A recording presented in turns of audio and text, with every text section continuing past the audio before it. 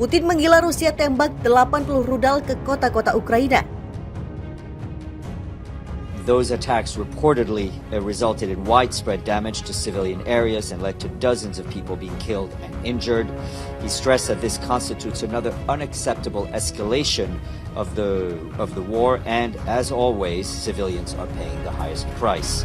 Без успешных атак на Николаево-Криворужском и других направлениях украинские войска потеряли 4 боевых самолета, 2 Су-25, 1 Су-24 и 1 МиГ-29.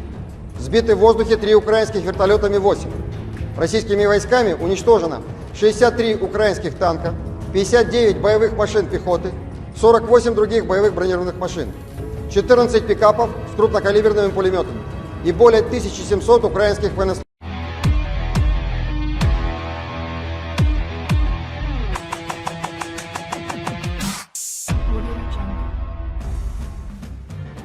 Presiden Rusia Vladimir Putin melakukan serangan baru ke Ukraina. Rusia menembakkan total 80 rudal ke kota-kota di seluruh Ukraina termasuk ibu kota Kiev pada Senin waktu setempat. Ini sehari setelah Presiden Vladimir Putin menuduh sesama mantan Uni Soviet itu sebagai dalang ledakan di jembatan utama Crimea, wilayah di Ukraina bagian selatan yang dianeksasi Rusia sejak 2014. Sedikitnya ada 19 warga sipil tewas dan 90 lainnya terluka. Moskow putus asa, kata Menteri Luar Negeri Ukraina merujuk serangan tersebut dikutip AFP pada Selasa 11 Oktober 2022. Rusia negara teroris, kata pejabat Ukraina lain. Serangan rudal-rudal terbaru Rusia digambarkan warga Ukraina sebagai hal yang mengejutkan. Mereka marah dengan langkah terbaru Putin itu. Saya melihat anak-anak dan wanita menangis, kata seorang warga Ivan Polyavkov 22 tahun. Saya suka Kiev, orang-orangnya baik. Mereka berani tapi dalam sekejap. Kematian, tegasnya. Warga lain, seorang tentara Dnipro yang mengambil cuti demi ulang tahun istrinya mengatakan rudal Rusia telah menghancurkan rumah mereka. Kami berjuang di garis depan tepat untuk melindungi tempat-tempat ini jauh dari garis musuh, tapi mereka masih berhasil memukul kami. Sejak Rusia melancarkan invasi pada 24 Februari, lebih dari 7,6 juta pengungsi Ukraina telah tercatat di seluruh Eropa, sementara hampir 7 juta orang lainnya telah mengungsi di dalam negeri. Pemboman warga sipil, rumah, infrastruktur non-militer dengan cara yang tidak pandang bulu di banyak kota di seluruh Ukraina. Berarti perang menjadi semakin sulit bagi warga sipil, kata Komisaris Tinggi PBB untuk pengungsi, Filippo Grandi kepada wartawan di Jenewa. Saya khawatir peristiwa pada jam-jam terakhir ini akan memicu lebih banyak pengungsian, tambahnya. Sementara itu, Amerika Serikat dan negara kelompok 7, G7, bereaksi terkait serangan bom terbaru Rusia itu.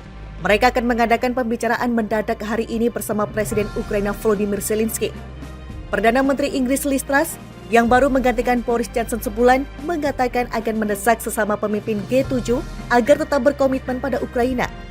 Dukungan internasional yang luar biasa, tegasnya akan sangat bertentangan dengan isolasi yang tengah dilakukan Rusia di panggung internasional. Tidak ada yang menginginkan perdamaian lebih dari Ukraina. Dan bagi kami tidak boleh goyah sedikit pun dalam tekad kami untuk membantu mereka memenangkannya, ujarnya.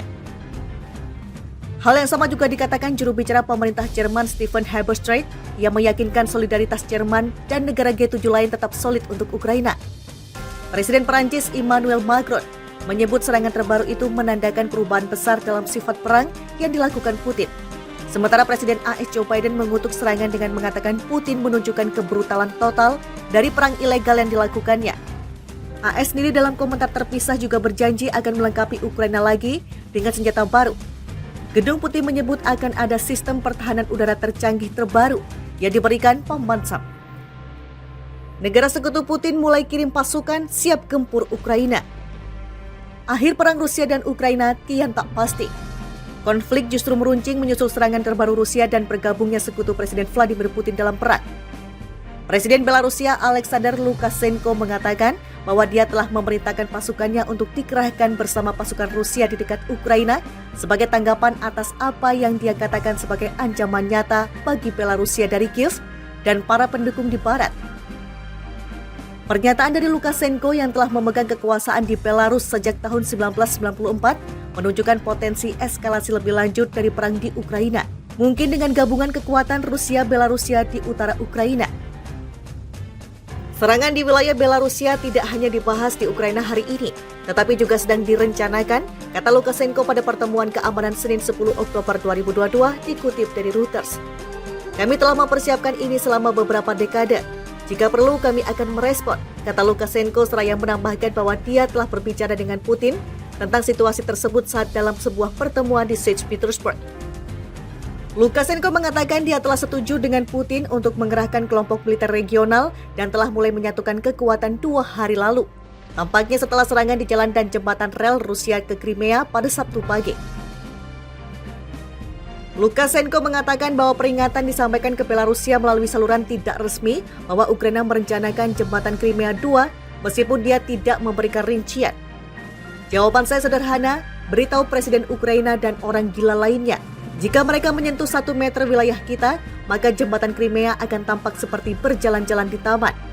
Tentara Belarusia memiliki sekitar 60.000 personel awal tahun ini. Belarusia mengerahkan 6 kelompok batalion taktis dengan total beberapa ribu orang ke daerah perbatasan.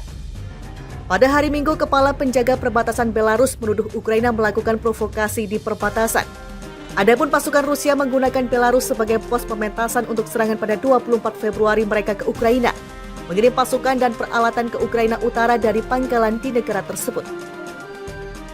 Negara sekutu Putin mulai kirim pasukan siap gempur Ukraina. Akhir perang Rusia dan Ukraina kian tak pasti. Konflik justru meruncing menyusul serangan terbaru Rusia dan bergabungnya sekutu Presiden Vladimir Putin dalam perang. Presiden Belarusia Alexander Lukashenko mengatakan bahwa dia telah memerintahkan pasukannya untuk dikerahkan bersama pasukan Rusia di dekat Ukraina sebagai tanggapan atas apa yang dia katakan sebagai ancaman nyata bagi Belarusia dari Kiev dan para pendukung di barat.